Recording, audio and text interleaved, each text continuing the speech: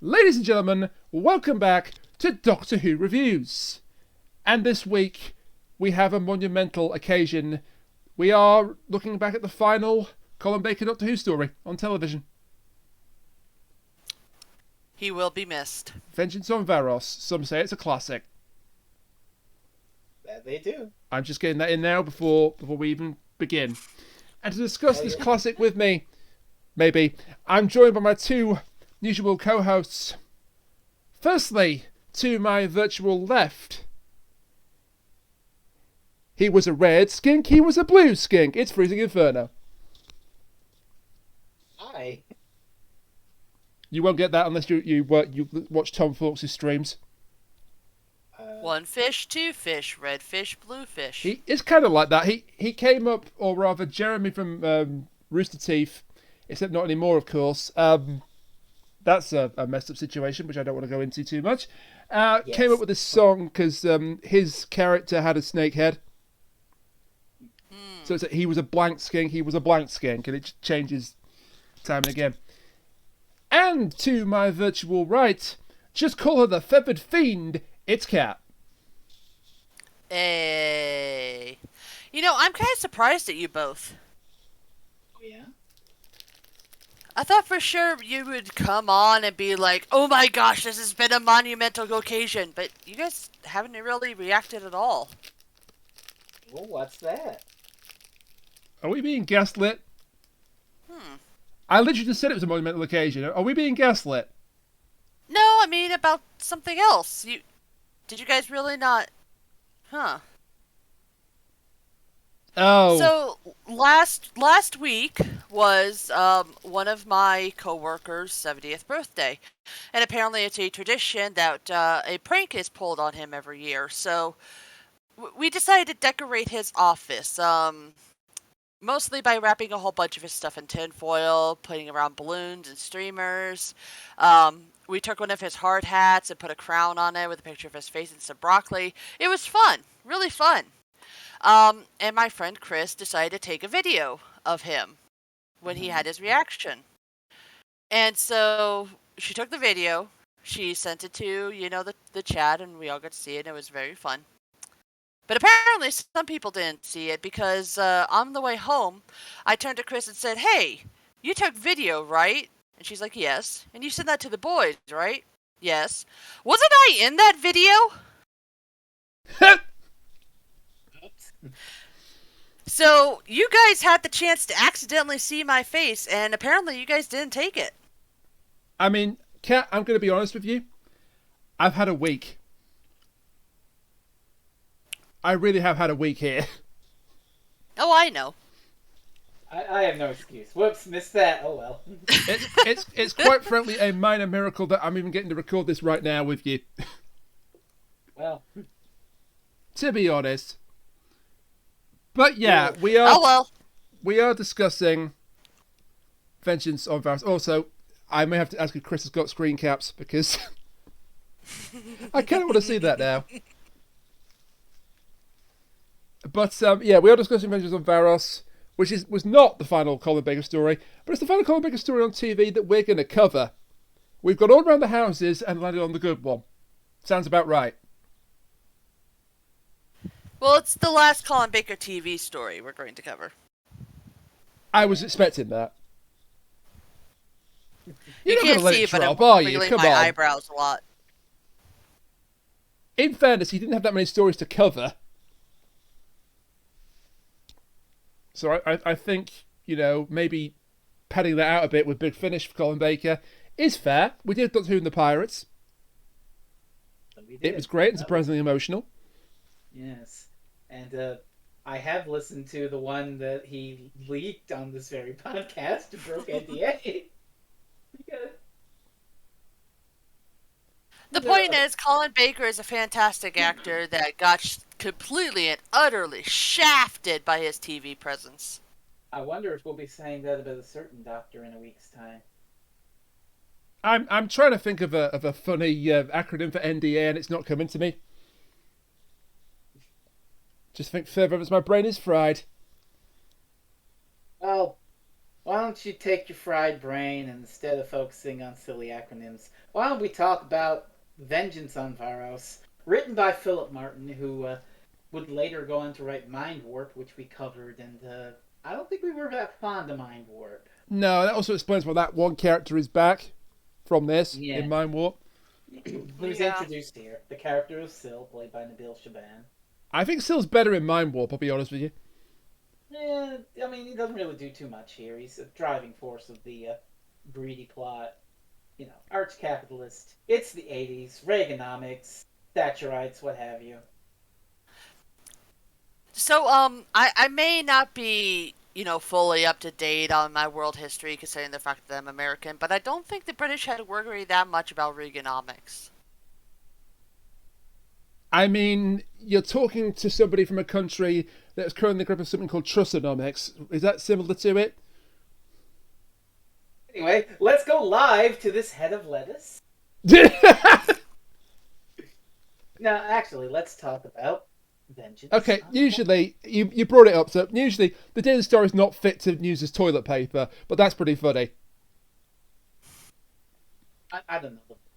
The fact that they're doing experiments, which will last longer, the Prime Minister or a lettuce? I mean, time will tell. And did the lettuce have googly eyes, or was that an edit? Because if that's an edit, that's really funny. I did not see the lettuce. You just know of the story. I saw a picture.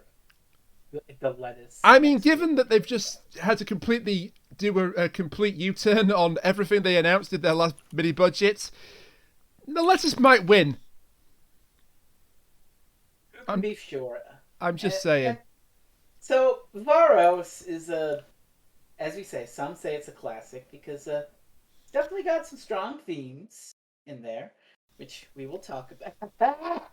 I'm reacting to the GIF, and it's going in the show now. This is good. Good. Oh right, yes. This is the current monarchy reacting to the. I mean, the footage of King Charles. I apologise. King Charles meeting with the Prime Minister this week was rather funny. Because he basically just went, "Dear, oh dear." Anyway. Anyway, Varos. Yes. Which opens with just some torture. Yes, yeah. Instead of the public torture of the citizens of the UK, instead we have the public torture of a rebel called Jondar. Yeah. Played by Sean Connery's son.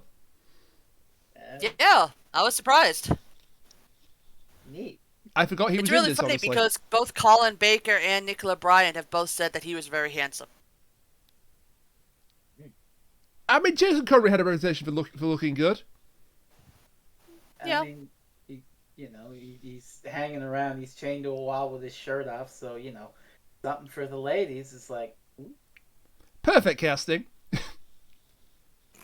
And getting shit blasted by lasers and going arg. That's something else. But yeah. This is a public sort of torture thing that's being broadcast for the Varosians on planet Varos, as we see two of them who act as sort of a POV of the events of the episode, because this episode is very much about watching things and watching violent media and how that affects you. It's got a message, basically. It's one of those we have a political message type of Doctor Who's. Doctor politics Who? in Doctor Who. Political? What are you talking about? Now, if you'll excuse me, let me enjoy this Tom Baker classic story, and yell at anyone who says there's anything political about it. It's just a fun, amusing Doctor Who story set in Victorian England. There's nothing political about it. I mean, to be fair, I wouldn't call excessive racism political. I would call that just being a decent fucking human being to be against that. But, Doctor Who fans. Yeah. Doctor Who fans! Well, some Doctor Who fans. In fairness, there are people that say that is as racist as it is. And we were three of them. Like I said, and we're three of them. Fuck that story. But anyway, this story has Arak and Etta, who are two working class citizens of Varos. Yeah, Arak's a miner. I don't mean he's under the age of 16. I mean he works in the mines. And Etta is his wife. And we keep cutting back to these two throughout the story. Yes, the way that Tardis Wiki puts it, it's like they're a Greek chorus. A good way That's not a bad way of putting it. I would call them, and I use this term a lot because it's alchemical bullshit in my blog. I would say that they're the macrocosm. They're like the ordinary people, or the microcosm. I'm sorry, that makes sense. They're the microcosm. They're the ordinary people, where the macrocosm is like the elite of Varos who are controlling the system. And so there's going to be some interesting parallels between the two later as we go. But for now, they're watching this torture and execution, and they're like, "Oh well, okay, yeah, there you go. Well, he's sure lasting. This is entertainment." Yeah. Then we've got the Tardis Crew, which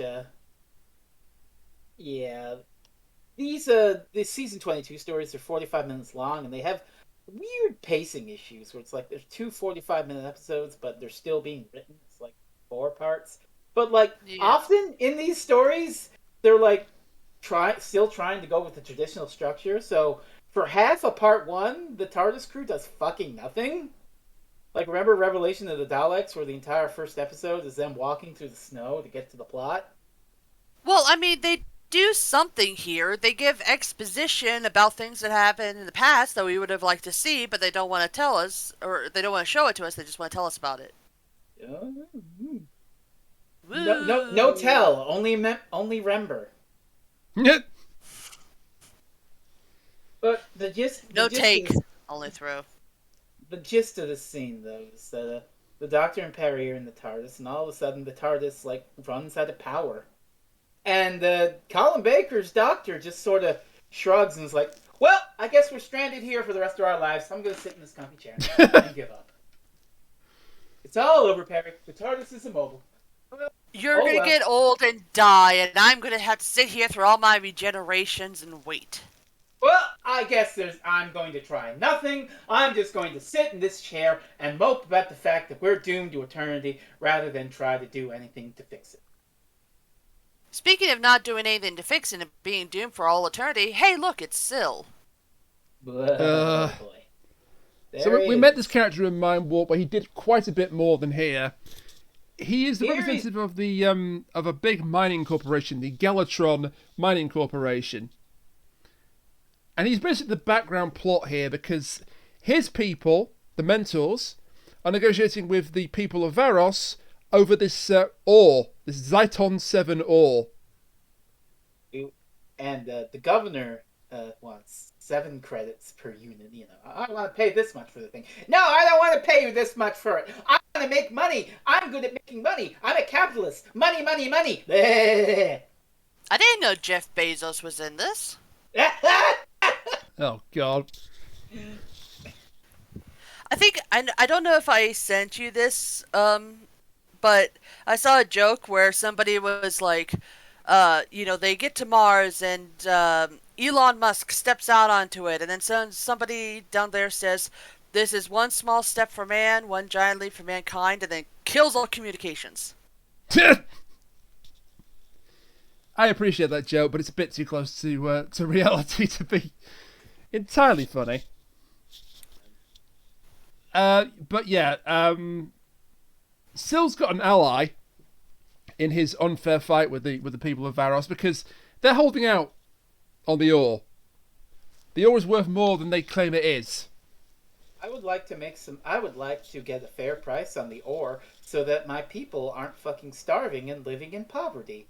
And then you have the chief officer, who's this bald mustache man who's working with Syl, and is like, "Actually, I would love for the people of Varos to live in poverty and destitution, because then I can work with you, and I can make money! Wow!" Yeah. See, the thing that really gets to me about this, and maybe it's just a capitalism thing in general, but if you don't feed your people correctly, they ain't going to fucking be able to mine you anything. Nope. No, they're not. Just saying. You're right to just say it, but When did capitalism ever have rational ideas? No. We have to starve the people, because if we didn't starve the people, it would make the money sad. It would make the money sad? Like the money is just sentient now. There you go. There's an idea for a Doctor Who story: sentient money. Holy fuck! That would be quite the story. So the governor goes on to the TV, the broadcast to all of Varos, and it's like, so guys, we're asking for 7 credits per unit on our Zyton ore, and we need to get that so that we can be prosperous later, but it'll result in budget cuts now, so if you're okay with that, vote yes. If you'd rather be fed now and be poor later, you can vote no. And everyone fucking votes no. Yeah. And then he gets blasted. And then he gets blasted with shit radiation, because the way the system works is the governor goes up for public vote, and if he loses, he gets shit blasted with a cell disintegrator, and like 3 or 4 shots of it is going to kill you. And then another governor comes in. Isn't the system great? Why would you want to be the governor? Well, that's just it. Nobody wants to be the governor. They're forced to. As we learn later, they don't have a fucking choice. They're just like, you're the governor now. Do something to make the planet good. Oh yeah, he loses a vote. You're right. Straws. He draws the short straw. And then the governors, and they're like, get in that chair and do something to make the planet better. I vote that we do this. No! Blast him with cell disintegration. Kill him! Kill him now! And the governor is played by Martin Jarvis, who we've seen before. You wouldn't know you've seen him before, but you've seen him before. Well, yes. I mean, he delivered such amazing dialogue as whoop, whoop, whoop, whoop, whoop. Yeah, he's one of the I forget the name of the species, but one of the Mothmen from Web Planet. The Menoptera. Yeah. The zombies are the ants. This is the other species. Actually, I was wrong in doing the whoop whoop. Actually, what Martin Jarvis's line probably was the beep. Yeah, that was one of them. The beep. God, the woman in that sequence just goes for it. Oh God, I love that fucking thing. It's quite a thing, but this is not what we're talking about. No. Instead, we're talking about. So he lost the vote. Martin Jarvis plays the governor. He lost the vote. He's recuperating because he's been hit with cellular radiation to kill his cells gamma rays. Gamma rays, essentially. He's weak. He's weak. Let's negotiate now. Then he'll have to agree to my terms where I fuck him over and get more money. Let's negotiate, Governor. If we don't negotiate now, I'll pull all my thing and you'll be fucked. Yeah. Anyway, a guard then suggests to him, well, Governor, if you want to win the people back and not take another vote, maybe we should have that Jondar guy executed. Oh, that's a good idea. Yeah, bring them back on board. And so his ingenious idea, because this planet, as the governor says to Syl earlier, they execute their rebels and they film it and they broadcast it as entertainment, and then they want to sell the videos of these people being executed for profit to other planets, I guess, or not to Varos, I suppose. But I mean, very to be Hunger fair, Games. we as humans have been making movies like Death Race and The Cube and all kinds of other things. Danganronpa. Where it's just all a bunch of people watching people be horribly, horribly tortured. Yeah, I mean, Danganronpa is a very good example. Yeah. Also, this is very Hunger Games to me. But of the time this aired in like 1985. Of the time in Britain, Rain, I don't know if you're familiar with it. It is a bit before our time. Are you familiar with the video nasties? With the what? Sorry. The video nasties. I've heard of them. Yes. It's basically when VHS was a new thing. There were no like film rating boards for VHS releases, so you could do whatever the fuck you want. So a whole bunch of low budget, shitty horror movies and exploitation shit came out, and it was a moral panic. Oh my God! You can go up to the shop and you can buy Cannibal Holocaust. Oh, yeah. Fuck, Cannibal. Booth. No. Booth, who I've just realised I haven't heard from him for a while. I hope she's okay. But Booth has done a video series on video nasties over on YouTube. Yeah. So I know a little bit what you're talking about. Yeah, it's basically like shitty low-grade horror movies that are exploited. The era of chaos, essentially. We're also about 2 years away from The Running Man, so again, it's all think of the children. And so we have in this story, an entire society that's built on watching this exploitative murder and yeah. And also, this does kind of have something to say because this is airing during the Colin Baker era, which, under Eric Sayward, is all about, let's make the violence really lurid and grotesque, let's really go for it. Let's have a man get his hands crushed and scream as they fucking bleed. That sort of shit. But, so, it's like, so the Colin Baker era has this violent, nasty, sadistic undertone to it. But Vengeance on Varos is the one time where that's a feature instead of a bug. And it's kind of the point. And so that's a lot of what makes it a classic in a lot of people's eyes is that, the gratuitous violence makes sense in a story like this. It makes sense and it has an actual thematic heft rather than just being exploitative garbage. Like the irony being that the violence in the story is actually pretty tame compared to some of the violence in other stories. You say that, but may I remind you of the acid pit? I said some of it. Some of it. Oh, that's the worst part. Yeah, but and you don't actually see the acid pit that much. Well, you still see somebody coming out of the acid pit. Yeah, you see enough of that shit. And, deformed faces. So it's like, there's a point to the violence in this. And on some level, that makes it a step above most other Colin Bakers, which is why a lot of people ranked it. But, anyway, they're going to kill this Jandar guy with this laser, and it's going to be like, oh, what do we do? Oh, well, we'll neutralize the safety switch. And then the laser will build up, and it'll vaporize him. And the officer's like, well, that'll be too quick. But they won't know when it's going to go off. So the entire point of the show will be the tension of, when's he going to die? When's he going to die? When's he going to fucking die? And the governor's like, yeah, okay, that's a good idea. Do it. Yeah. And at this point, back on the TARDIS, Peri's got the manual. The doctor's like, we're hopelessly stranded here for all eternity. Why don't you read the TARDIS manual, Doctor? Maybe actually fucking try to get us out of this shit. I suppose it'll pass away eternity by reading the book. It's like watching somebody try to put together IKEA furniture. I don't need the goddamn instructions, and then 5 minutes later, okay, hand them over.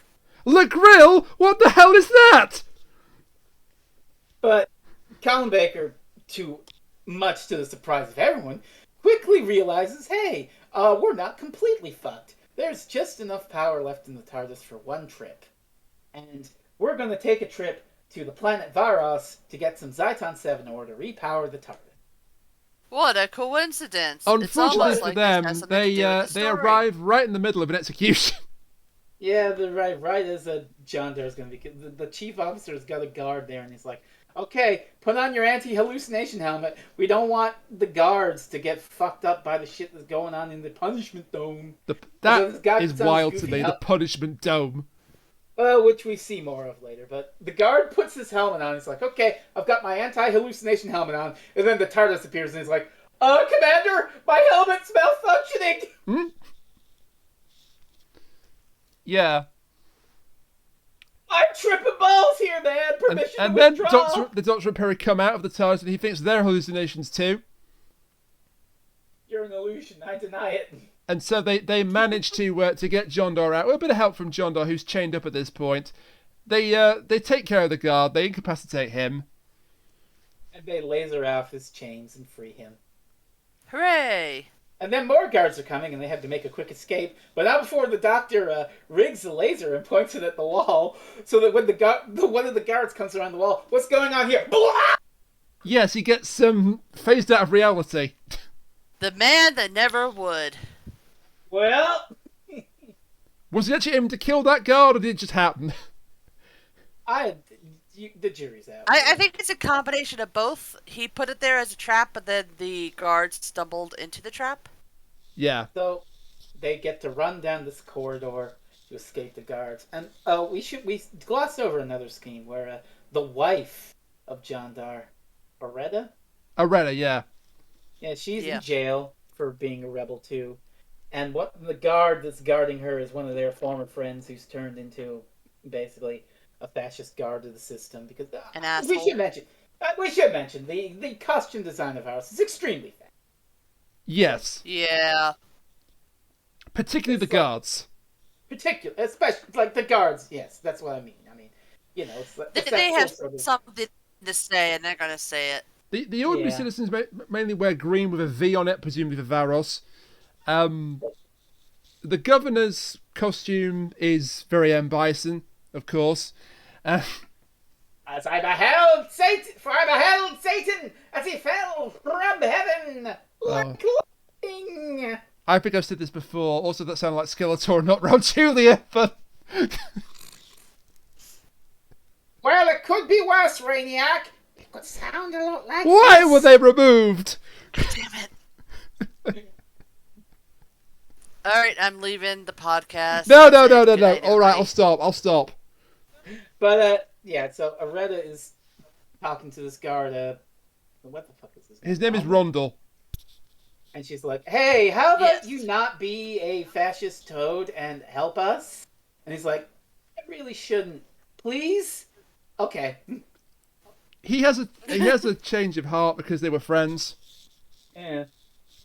And so as the To be fair, if someone that I knew went into a fascist dictatorship, possibly beyond, without, unwillingly, essentially, I would also hope that they would go against the fascist dictatorship to help me. Just saying. Yeah. So the Doctor and Peri and Jandar are running down the dimly lit corridors of the punishment zone while the Varosian guards are chasing them in their fascist golf carts. They do manage to cut the TARDIS off from the... I love these little go-karts. What is it with evil regimes and using go-karts? We shall quell the rebellion and make a birdie on hole 7. It happens in Despite You Love Me. It happens in Austin Powers. It happens here. Austin Powers can get away because it's a parody. Go-karts are just evil. Go-karts are evil. That's all I could say.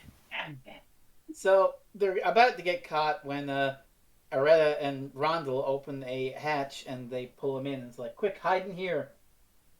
That works really well for Rondel.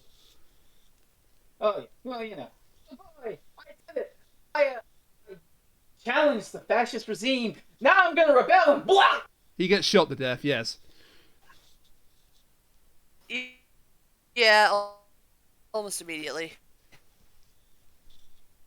I mean, it's kind of a shame that his redemption results in him immediately getting killed, but hey. And look how far we've come in drama these days. We would say that he has 2 weeks before retirement before he gets shot. I mean, he had 2 minutes. In this case, he's almost 2 weeks to the end of his probation. God. Jeez. So now we've got the Doctor, Peri, Jandar, and Red going, and they're running through this punishment dome, trying to escape the deadly traps within, as it's all being broadcast. And who the fuck are the 2 people? Eric and Jeddah. Oh, Eric and Etta. Eric and Etta, yeah. The fucking weird names of the story. Yeah, they're watching it and they're like, yep. Oh wow, I like this band of rebels. Ooh, I like that one who's wearing the funny clothes. What a stupid fucking coat. That is so Running Man. Oh God. That really is the Running Man. So I think now is an appropriate time to reveal that I have been playing Etta this entire time. Obviously. Because she's a Colin Baker fan. I mean, that's what I would have seen if we'd seen that footage. Exactly. Yeah. I'm going to have to make a request to Chris later. Oh, God. Not that request, Frez. It'll only cost you 1 soul. Yeah. I would like to make a request. Mail the box. Shit, yeah, we're working on it. And then smash it with back. The No, worst actually, don't part do is that. I can see your stuff from where I'm sitting. What? We'll get on that. Well, to be fair, I can see the other stuff you sent me from where I'm sitting. Hey. And I could, make a snarky comment, but 19 postal strikes. So I can't really comment at all about that. Mm. So yeah, Rundle's dead. The Doctor, Peri, and John Dar are Oh fuck! Hang on. I sorry to interrupt you. I wrote down a couple little notes, and there's one great fucking bit in the transcript when they're sentencing John Dar that I need to highlight. Go ahead. Oh god, hang on. Oh boy. I think you know what I'm gonna tell. Oh, wait a minute. It's when the chief is sentencing John Dar. He's like, for sedition, thought rebellion, and incitement of other rebels to organize, to unionize, and terrorize the workforce of Varos. You are I knew it. executed. I knew it was going to be a They're union fucking thing. Anti-union. They're a bunch of fascist anti-union pricks. Shit, it is Jeff Bezos. I could say so much about unions, but I'm not going to. Some unions are good. Some unions are bad. Thank you, Kat said it for me. Just all being a about finding union the right balance does not between automatically one make that's you the good good and bad. guys, but more often than not, it does mean that, but not always. I am generally pro-union, but yeah. I'm just saying they're not always a magic bullet, and I'll leave it at that, because I don't want to upset people. Yeah, it's like I heard of a union where this guy, I'll paraphrase the story really simply, but basically this guy switched places with one of the workers who works out in the field so that he could go fix something, and the worker who usually goes out in the field took a call where the guy's wife, who was a police officer, had been shot. It was in the hospital. Yeah. And he proceeded to not tell the guy and wanted to wait until the end of the day. Huh. That's less a union and more just one. The company fired the guy who took the phone. I mean, did she survive? Call. No. I'm not done. I'm not done. You can't fire him. That's wrong. They took the phone call and fired a guy whose wife got shot. Excuse me. The guy whose wife got shot got fired.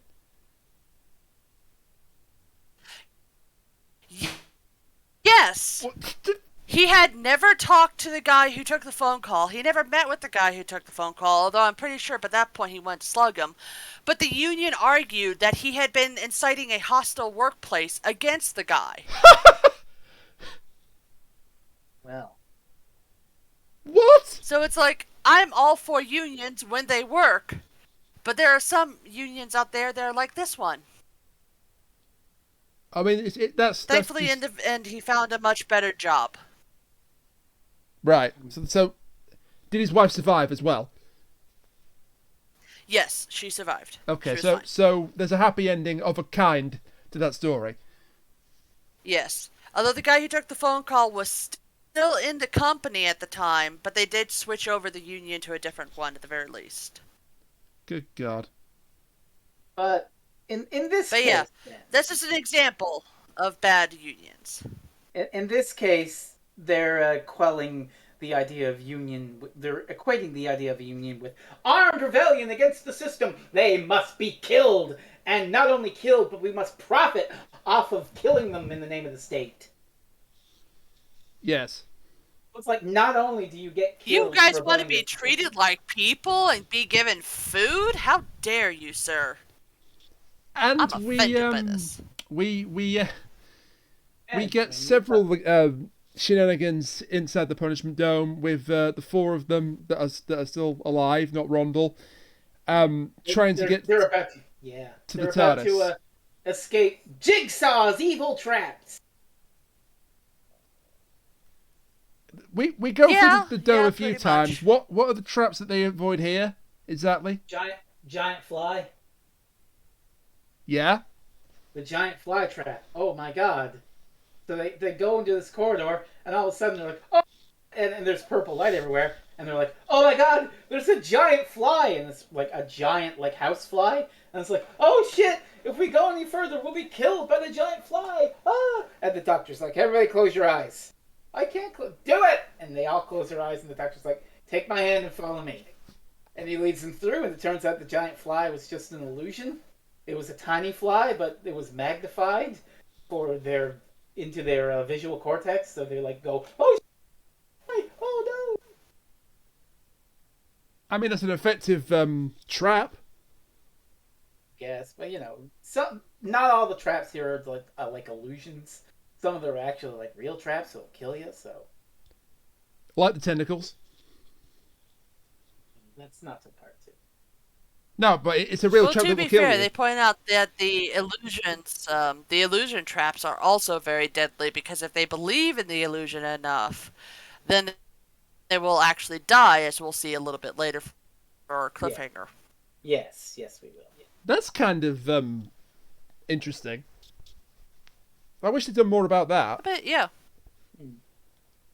If you believe in it enough, it will kill you. That's a concept that you could really get a lot of mileage out of. I mean, waha, waha, waha. I mean, in science fiction and Doctor Who, well, it's kind of science fiction, but also horror. But yeah, isn't that kind of the thing that they did for the Matrix too? Well, that was less that if you believe in it, it'll kill you, and more like if you die in the Matrix, you die in real life. Because the body can't live without its mind. Tomato. It's not quite like the Matrix, but there's enough, I think, of a comparison there to bring it up. But after shenanigans, basically, it doesn't work. And everyone gets arrested, except for the Doctor. Oh, well. He gets away from the guards. He's going to wish he didn't get away from the guards in a second, because... It's time for a cliffhanger. We have a wild cliffhanger here. It's one of the better cliffhangers of Colin Baker. In fact, Colin Baker himself said this is one of his favorite cliffhangers. As it should be. And also, Nicola Bryant really liked Vengeance on Varos, which is kind of weird to me, but okay. Given what happens to her in part 2, that is what weird. happens in part 2, but anyway. So let's get into this cliffhanger. Also, can I say, having watched this, I think this is the one where she is the least sexualized, so that might be why I'm glad you brought that up, yeah. I mean, potato, considering part 2, but... Was it Scribble Scripts that brought this up on Twitter? She's not really sexualized in part 2. What did Kevin do? Was it Kevin that brought up on Twitter that brought up the fact that she's the most sexualized companion? I mean... Somebody must have said that. Somebody did this week, and I can't remember who it was. I don't. It may have been Scribble Script, but it could. If it was him, then Kevin, you're absolutely right. If it wasn't him, whoever it was, you're absolutely right. Yes, she is. But she does have she does appear in this cliffhanger, kind of, because the other three have been arrested by the guards. They're brought into the TV room, the broadcast room, and Peri is going to watch the Doctor die because he has got away from the guards. No one's going after him. That's a bit weird. He ends up in, firstly, a corridor which goes out into a desert.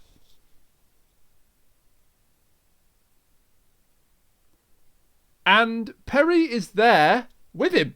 But how can that be the case? Because Peri's in the broadcast room watching him in the desert.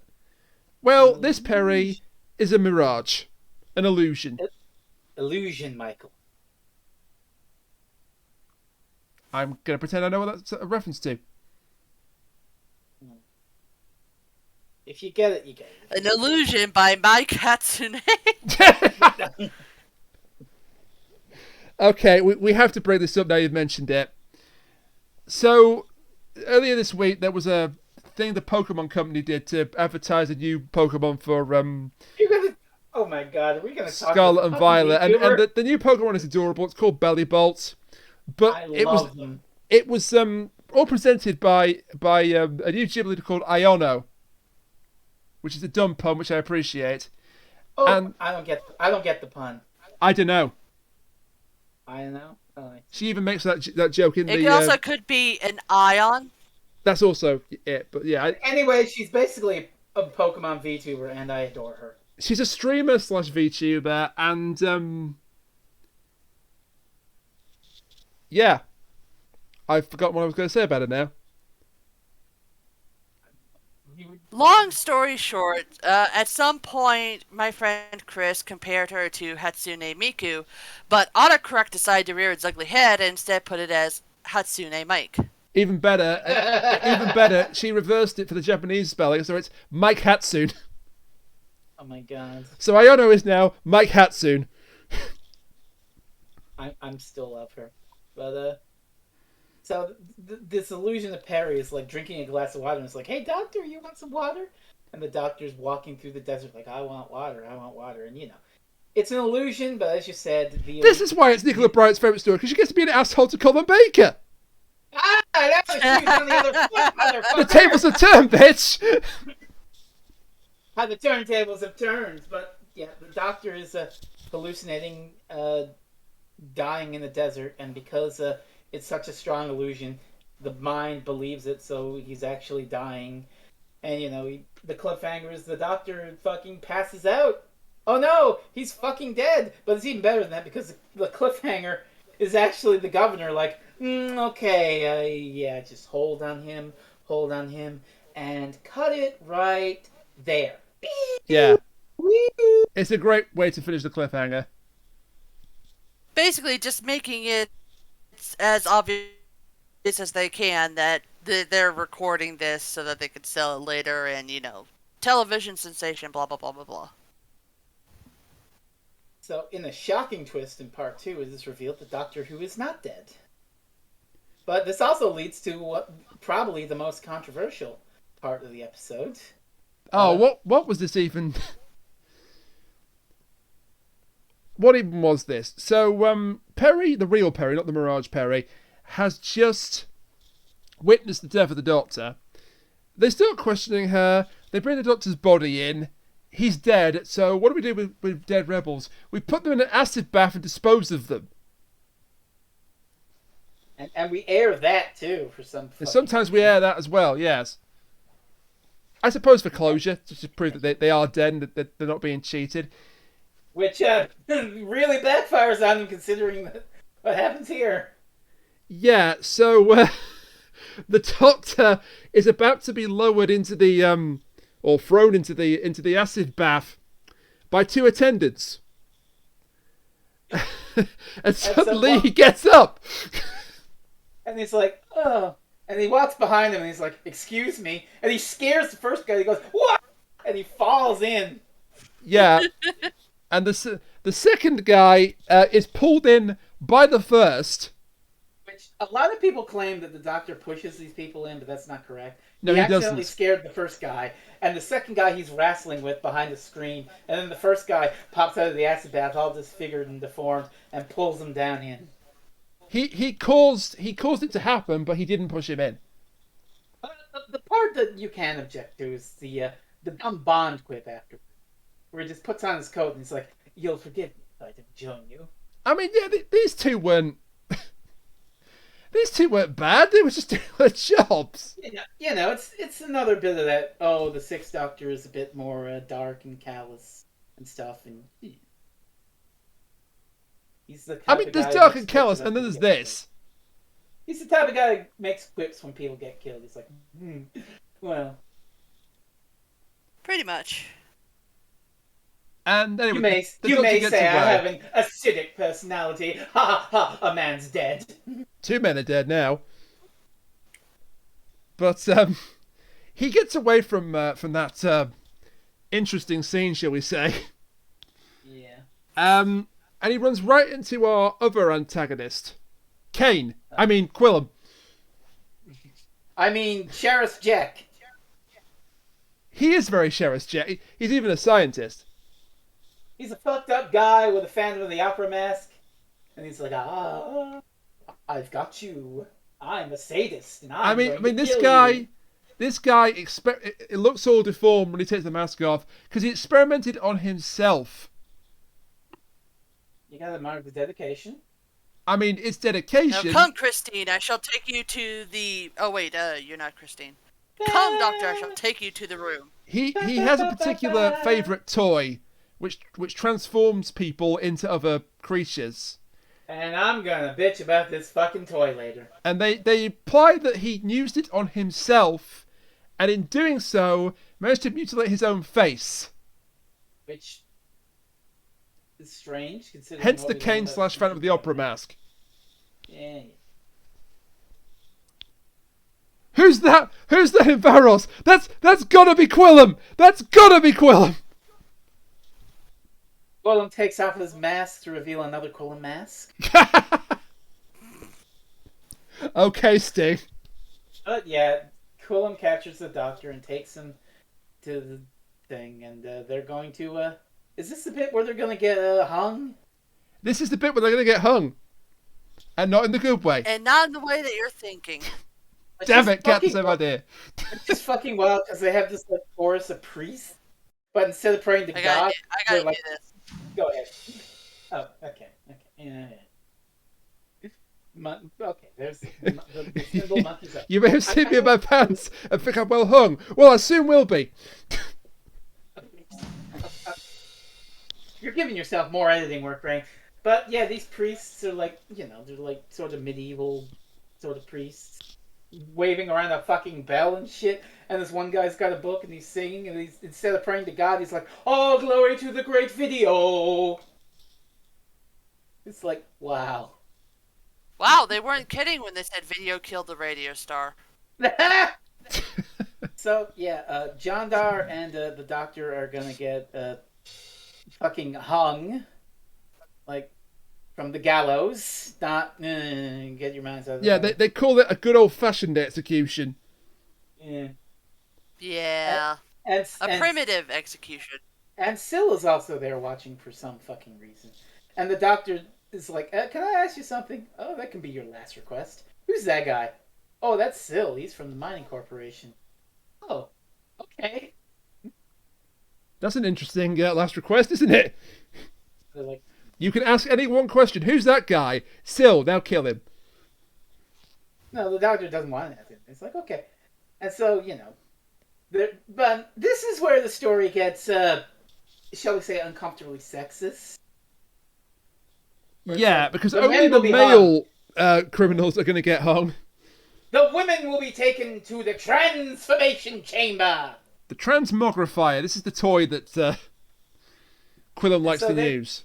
And we'll check in on them to horrifying detail in a bit, but for now, the Doctor and Jandar are going to get hung, and they're like, "You got any last words?"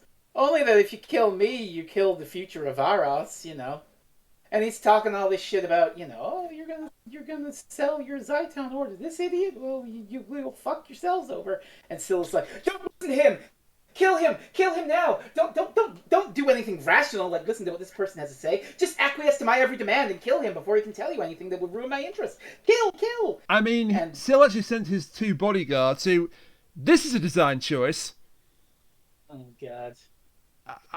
What we got here? BDSM meets Gladiator? It was the 80s. It was a weird time, but Getting some heavy Cassandra vibes here. Yeah. I can sort of see that. Moisturize me. They weren't tied. And this was all an elaborate ruse to see what the Doctor and Jandar would confess to when they knew it was the actual end of the line, the end of the rope, so to speak. But the Doctor knew it wasn't. Because the camera wasn't on.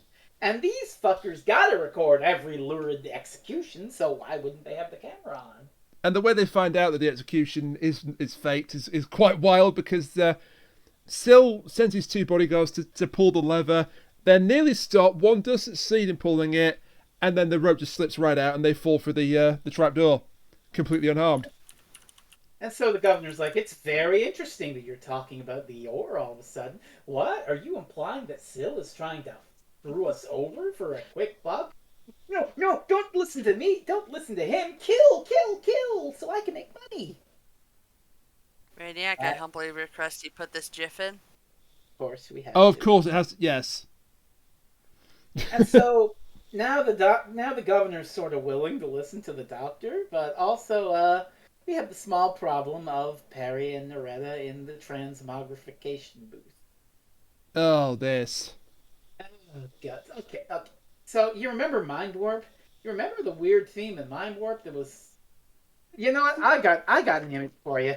That basically describes Philip Martin's contributions to the Doctor Who universe that I would humbly request you put in here. Okay. It is coming right now. Yeah. I was just thinking the same thing. Wasn't expecting that, but yeah, that's it. I mean, look. He's dead. Rest in peace, Philip Martin. But it has to be said, the man had a fucking transformation fetish. He did, given Mindwarp as well. It's in all his fucking stuff. It's in Mindwarp, and there's an 8th Doctor audio that he did called Creed of the Kramen, which fucking sucks. But that also has the companion getting transformed into gross shit, too. So it's like, what was your fucking deal? So what you're saying is he hides it just as well as Quentin Tarantino hides his foot fetish. Yeah, I guess so. I mean, he's being upfront about it. He's not trying to hide it. Yeah, yeah. But the two women escaped execution and got a much worse fate because they're being transformed into animals. Oh, it's even worse. It's even worse than that, you know. So they're sitting there on this thing, they're strapped to this thing, and the transmogrifier is like, "Oh my god, I feel weird." And Peri looks at her hand. "Oh my god, my hand's turning into a fucked up thing." And Scylla's watching this, and it's that same fucking twin dilemma bullshit again. If I find her pleasing, it's like, "Ooh, she's turning into a reptile, almost attractive now." Yes. I think once these transformation becomes permanent, I'll keep them as my pets. Yeah, Peri is transforming into a bird, and Aretta into a reptile of some description. This is sexist garbage. It is. And then Quilliam actually says later, I probably horribly pronounced his name, but fuck him. He mentions later that they turn into animals based off of what their fears are. So Peri wants to fly away, and then Aretta is basically just, she feels, what's the word? Inept? Something like that? I get Peri flying away turning into a bird. Inadequate. How does inadequacy turn you into a reptile? I don't know. How does a mind turn you into a fucking tree? But that was funny. How does a man turn into a pickle? And why is it so hilarious? Funniest shit I've ever seen. But yeah, this is just like, for all that the story is doing, it's like almost a critique of this lurid violence and gore and shit. And what sort of a person sits down every week to watch this horrible display of and arg and people dying and shit. It's almost like a commentary on Doctor Who watchers himself. And then you get this scene where it's like, "Ooh, let's turn the women into animals for our amusement and keep them. Ooh." I mean, we're not really ones to talk because not only do we watch Doctor Who, but we're also Danganronpa fans. So yeah, but I'm a Danganronpa fan who liked beating this fucking system at the end. So also, Danganronpa is not really that sexist because both male and female characters get horrific endings. Well, that's some things. Apart from one particular character, which we will not go into, in Danganronpa 1. Yeah. Which is still a cause of debate amongst Danganronpa fans. Yes, it is. But this Doctor Who, for all that, it's a classic, it's like, this stretch of the episode is just fucking garbage. It is. Ugh. Thankfully, it's not really on the screen for that long a period of time. It's that horse shit. I find her pleasing bullshit again. Nicola Bryan might have said, "Oh, this is the one where I was the least sexualized," but I kind of disagree. This is an entirely different. Well, she didn't actually say that. I'm just saying that might be why this is her favorite. Yeah, because she was the least sexualized. Also, the feathers. I will give them credit. The actual bird form of Peri doesn't look that bad. Oh, Too no. bad she was heavily allergic to the feathers. Was she Hey. actually, or? Yes, she was. Well, I mean, it's so fucking horrific that it's like, oh, the males will be executed. The females will be turned into our pets for our amusement. The It's one like, known as Kif will be snoozed by the large women, then the petite women, then by the large women again. oh, God. But, yeah. Actually, this just makes me think. They never did say what they do with these people after they've been transformed. He also implies during the scene where he's talking to the doctor about how they can't reverse the polarity or whatever, that it hasn't worked before. This is the first time it's worked. So basically, they've just been killing them anyways, apparently.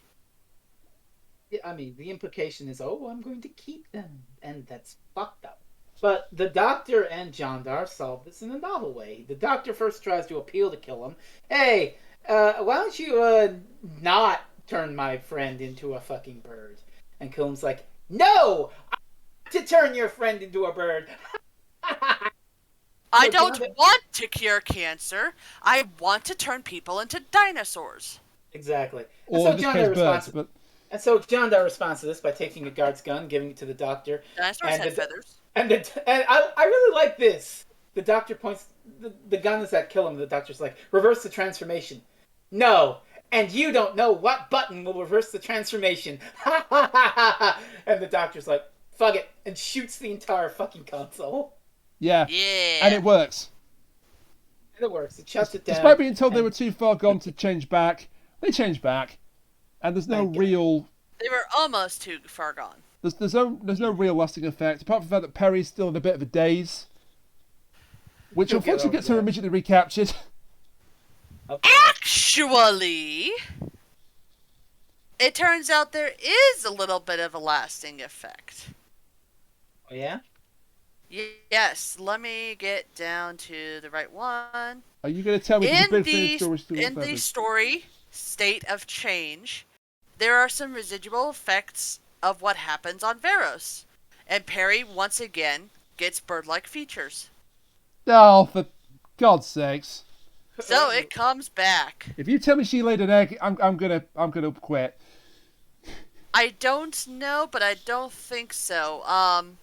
Here, I'll link you guys the cover image of the book so you can laugh at it. State of Change. Oh my God, what the fuck? It looks like Big Bird had a very strange cousin. That's a very bad Photoshop of Nicola Bryant. Yeah. Meanwhile, the Doctor looks thrilled to be in ancient Rome. This was released back in 1994. Yeah, it looks it. The wilderness years. The missing adventures. Oh boy. Maybe they should have stayed missing for a reason. The best thing I could say is that she might have been accidentally turned into Raw or something. Oh, I don't know. Okay. I'm not about to read this book anyways. But anyway, Peri gets caught. Guys, it bridges gaps between the Mark of the Rani and Time in the Rani. That's really what we need, isn't it? It's a wilderness years book. Of course it bridges every fucking gap. We really need the gaps. Virgin Missing Adventures series. We really need those gaps to be filled in. I know the Virgin Missing Adventures series also has a sequel to the Web Planet and an origin for the Master. So, who's that? Why do we need an origin for the Master? The only origin because for the everything must be explained. All right, Disney. We're going to get an origin for the Master next week, and we're going to hate it, by the way. Oh, yeah, but we're going to get something. But, Rain, talk about Varos again, please. Yeah, so they've stopped the transformation. They're okay, but Peri is recaptured because she's still in a daze from the process, which is fair enough. Meanwhile, there's another vote on the poor old governor, and he's taken 3 of these so far. And we should point out that Arak and Etta are on opposite sides politically. Etta is a fan of the governor, Arak is not.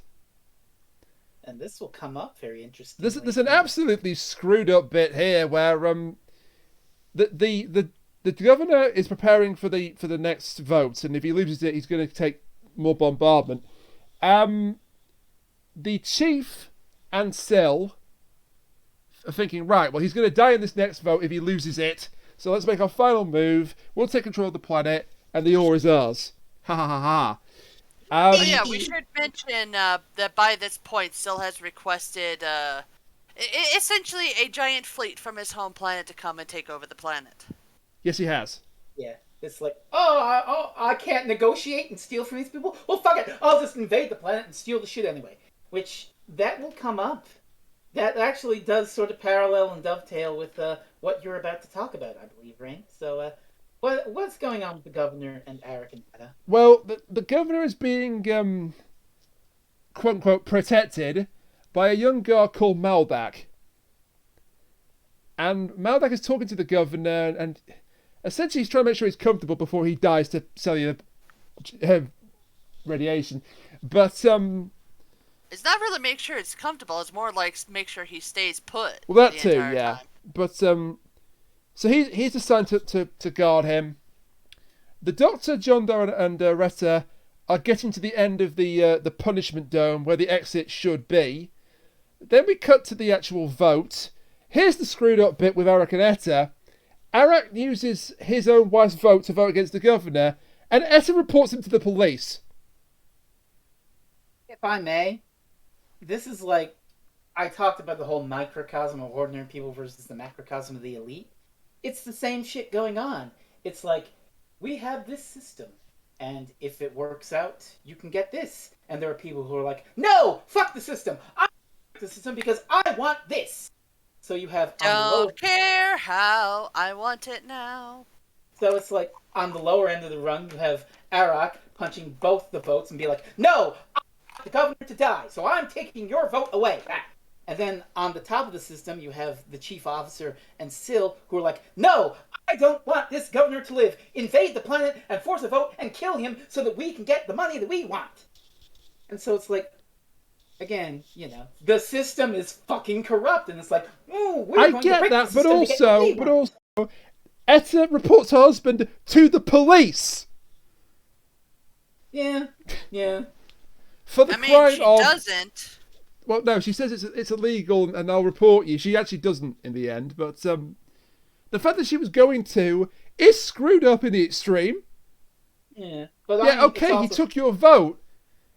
You see what people... They watch this television all day. They know what will happen to him. She knows what will happen to him if she reports him. This entire planet is fucked, you know? It really is. The entire goddamn system is corrupt. Yeah. You know, you've got these bad actors within it going, how can I bend the rules to get what I want? But anyway, assuming that he didn't just lose by a single vote, he loses the vote. The governor loses the vote. So here comes the fatal blast of radiation. What do you mean it's been stopped? Oh, I should mention, given the points we were making about the sexist garbage transmogrification, is that when the talk between the governor and Maldak, he's like, look, can you let us go? I can't do that, governor. Can you let Peri go? I can't do that, governor. Well, can you at least, after you kill me, kill Peri? Don't turn her into a fucking pet. And it's like, you know, give her the dignity of death rather than turn her into a pet that's alive for life and suffering and miserable. So it's like, you're going to turn her into a fucking creature for their amusement again. So, fucked up system. But, yeah, Maldak gets a conscience, blasts the radiation thing, and is like, okay, let's go out, let's escape through the air vent. He either had a conscience or he was always on the governor's side. There's two ways of reading it. I mean, it could be that he had an attack of conscience, or it could be that he always planned to stop this, but he couldn't stop it until the right moment. And Maldak is played by Owen Teale. Especially the words he was speaking as he was being blasted, but also somebody mentioned vents. Thank you. And I'll bring it up here. Maldak is played by Owen Teale, who has not appeared again in TV Doctor Who as of now. He's been in Throne Game. He's been in Torchwood. He is terrifying in Torchwood. Okay. It's the episode called Countryside. Which, if I talk too much about Countryside, I will give it away. Right. But basically, there's a bit at the end where he's done something terrible, and they have him in like interrogation, and he says, "Do you want to know why I did this?" He just like beckons her over. He whispers to her, "Because it made me happy." Like, yeah. Oh my God! It's the look of glee in his eyes when he says it. He's a brilliant actor. He really is. He doesn't have to show it in this small role here, but he is a fantastic actor, or would become a fantastic actor when he got older. But yeah, they go through the vents, and thank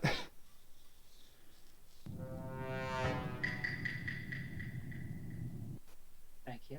Yeah, so he, the governor, and Peri have got away. Meanwhile, the Doctor commits vehicular robbery. Beautiful. Well, to be fair, it's just a go-kart. Hot wiring a go-kart isn't that hard. Tell that to Austin Powers. But oh no, he was fine with hot wiring it. It's just driving it that he had an issue with. I don't even know how they managed to do that, but it's still one of the funniest visual gags of the entire film.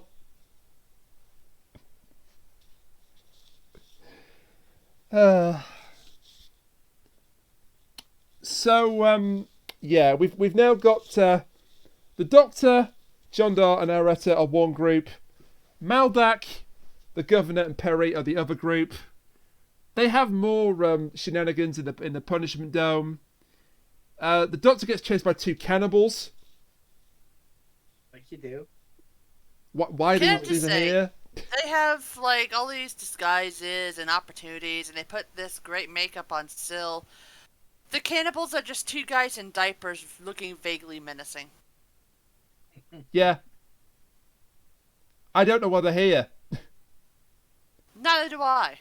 I really don't know why they're here. You couldn't have had anything else be the threat here. And even worse, one of them immediately dies because he touched some of the vines that the Doctor's group walk into. Yeah, and then the other guy drags him off, and then that's the last we see of the cannibals. Poison vines, yeah. Yeah. Tendrils. Poisonous tendrils. Which we're about to see again.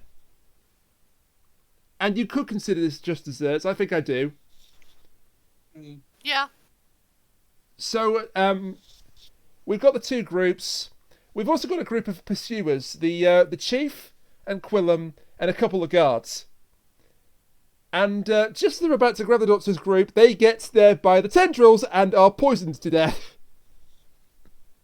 Poetic justice. Well, they're not grabbed. The Doctor sets up a trap where they take some string and put it around the tendrils, and then he releases it at the right time, and they get touched by the tendrils. That's true. They get ensnared and killed by the tendrils. And it's hard to feel sorry for them, given what they were doing. But the irony being, of course, that they put so much prestige in these traps and this entertainment, and it gets them killed in the end. Wasted by their own petard. But we still have to deal with Syl. And obviously we don't kill him. They don't kill him because he turns up again in Mindwarp.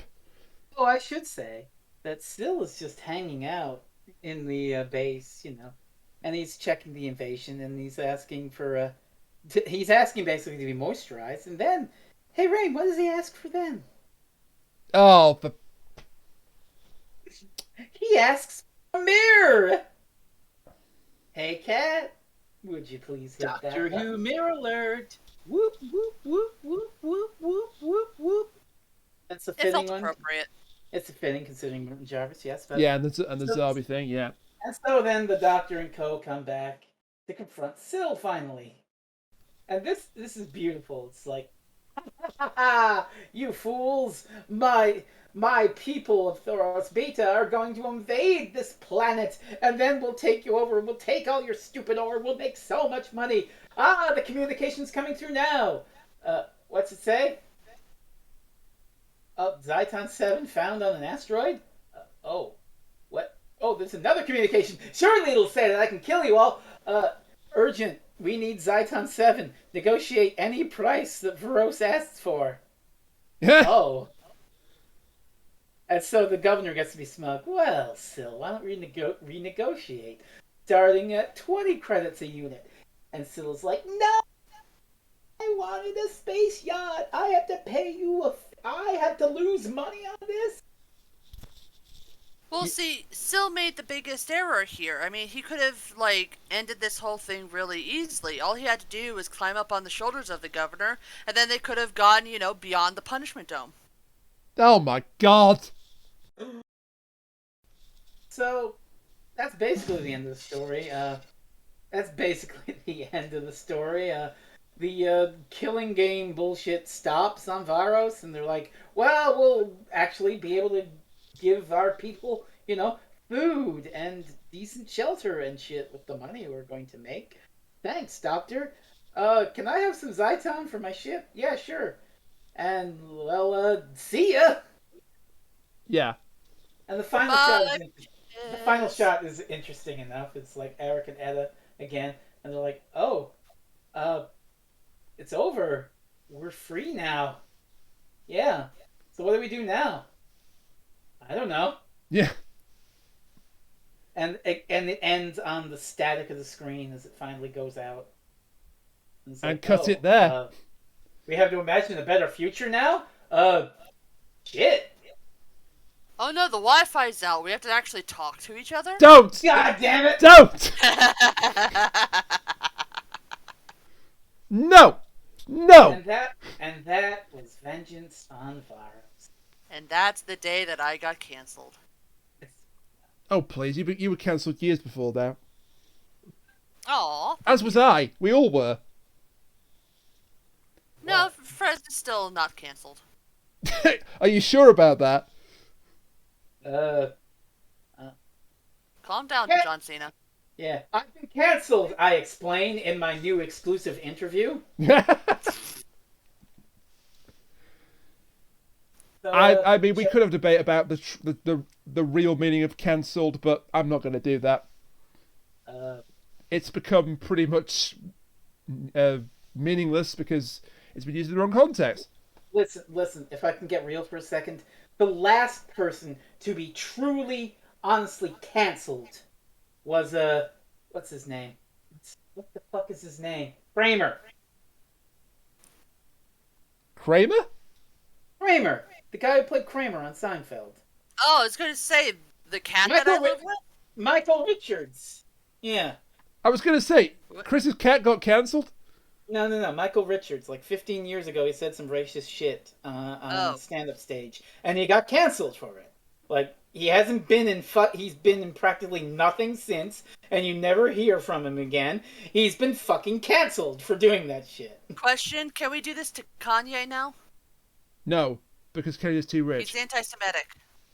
Yeah, I mean, Kanye kind of sucks, yes. But why don't we talk about Vengeance on Varos? Ryan, what did you think of that? I enjoyed it, for the most part. I agree with you that the Peri Areta salutation thing is completely not needed. All it really adds to the story is the governor asking for mercy for Peri. Kill her, don't transform her into a bird again. Which we could easily do that without the mutation. Just don't torture her again. Just kill her, put her out of her misery. You could easily do that. Apart from that, it's fine. It's probably one of the better Sits Doctor stories. He's not a complete dick, apart from the acid bath scene, which again is completely unnecessary. Particularly the fact that he quips rather than trying to help them. I can see why it's Nicola Bryant's favourite story, kind of, apart from the weird bird thing. It's strange that this is the end of our run of televised Colin Baker, but it is. And I enjoyed it. Not much more I can say. If I may? You may. Go ahead. So, yeah, it's one of the better Colin Baker stories. That being said, like you said, the entire sexist bullshit with the transmogrifying chamber, completely fucking unacceptable, and really brings down the story. This could be fantastic, dark, political Doctor Who. It's really about the cycle of violence and capitalist greed and the fascist undertones and all that other shit. A really great, gritty political story. And it's almost there. And it almost has a point in the Colin Baker era, which itself is grim and gritty and violent. And it's about that violence. and violence for entertainment's sake. There's a lot of that there, and that elevates the story above the usual Colin Baker fare of just lurid violence for lurid violence sake. Maybe we add a little continuity reference to 1964 while we're at it, but yeah, the sexist bullshit really brings it down. But still, it is a good Colin Baker story. It could have been a great Colin Baker story, but it is merely a good story. And well, Kat, why don't you close out the thoughts on the televised run of your favorite classic Doctor Who? Okay then.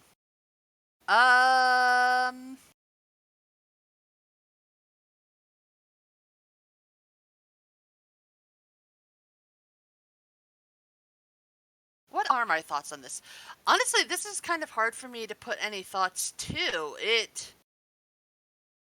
I know that I've seen this before. I'm not sure exactly when I did, but I know I've seen this before. And that kind of bugged me the entire time I was watching it. But also, this is a fine episode. Like, I wasn't offended by it. Well, except for, sexism slightly. Not slightly, I was offended by sexism, but just there was some slight sexism in it. You know what I mean. Yeah, I'm not sure that I really have an opinion on this, just because it's so middle of the road. It's like there was some weird stuff, and there was of course Syl, who's just bleh, and there's some stuff I didn't like, but otherwise, this just feels like a pretty average episode to me.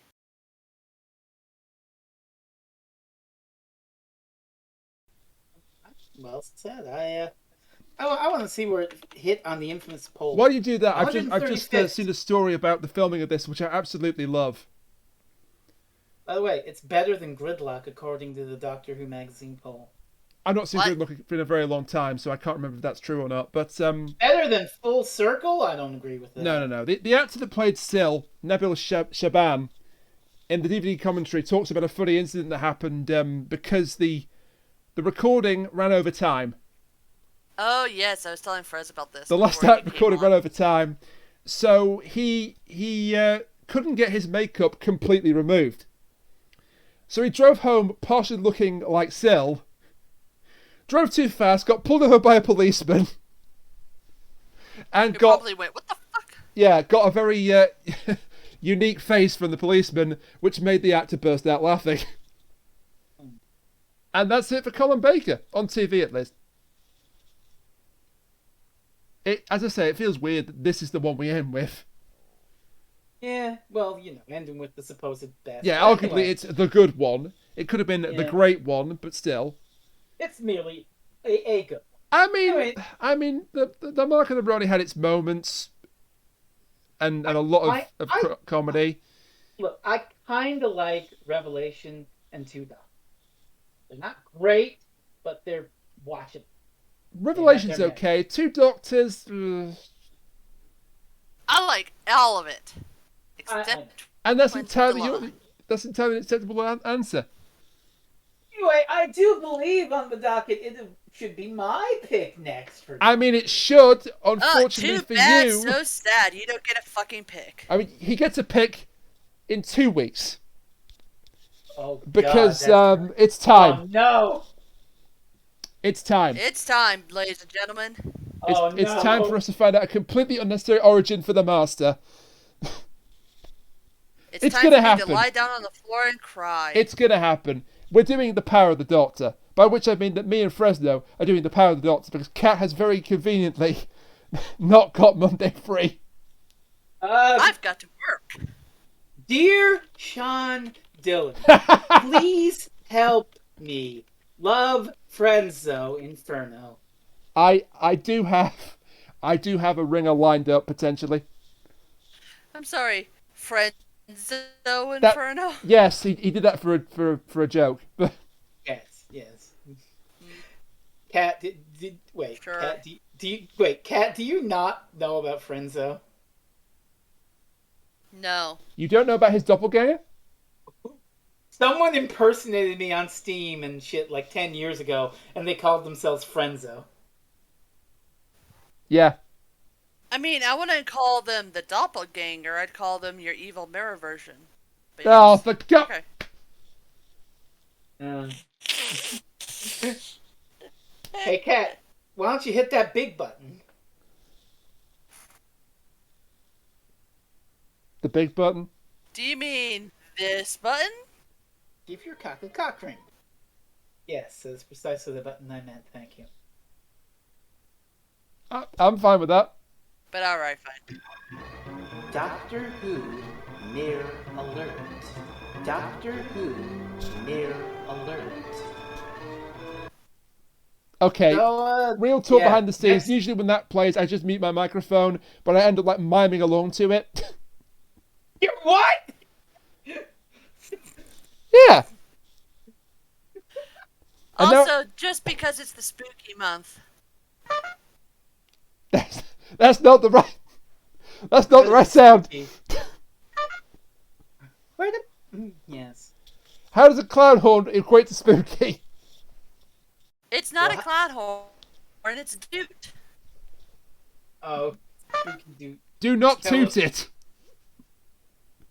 Next time on this show, Jodie Whittaker regenerates, and a whole bunch of other shit happens in Power of the Doctor. Yeah, hang on. The premiere for that aired this week, and it's made me extremely nervous because everyone was told not to break NDA, and the fact that no one has broken NDA, does that suggest that nothing particularly interesting happened in the first 80 minutes? They didn't show the regeneration. They did not show the So what you're telling me is we should have found a way. What we should have done was send Colin Baker to the premiere, and then he would absolutely 100% break NDA. And now we've come full circle. No, we did that one like 2 months ago. I know. I've just taken to saying that because it's funny. Brainiac, where can you find us lovely people? You can find us lovely people losing our collective minds on Twitter at ReviewsDoctor, and individually we are at Brainiac the Maniac, at Freezing Inferno, at Concave Usurper, and at the Kachiri. For Twitch, it's twitch.tv/Radiac/Freezing Inferno /Concave Usurper and /the Kachiri. By the Tower Through the Trees by Sean Dillon, who may or may not be appearing for the Power of the Doctor next week.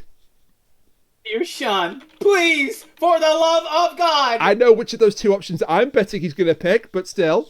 Buy volumes 1 and 2 of Back to the Devour on Amazon.com, just because that's the only place you can currently buy it, but hopefully at some point... Who? Dear Sean, if you take my place in the podcast, I will come after you. Love, Brainiac.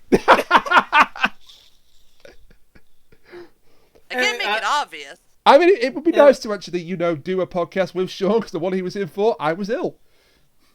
That's true. He replaced me for that.